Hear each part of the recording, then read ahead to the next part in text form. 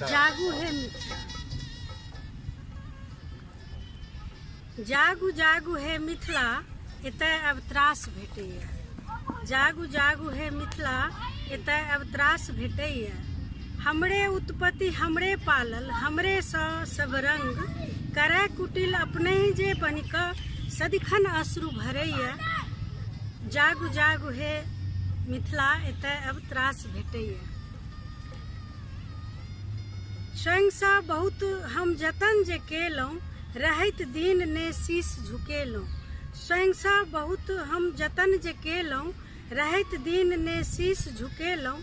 बनि सहायक सदिखन ओकरहि, उच्छृंखलता ओ धारण केने, हृदय में पीर भरैया।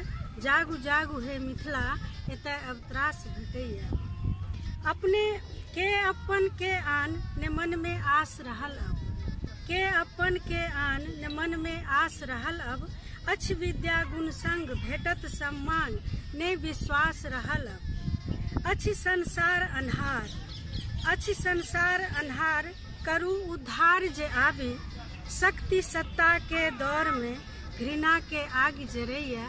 जागू जागू हे मिथिला, एतय अब त्रास भेटैया। बहुत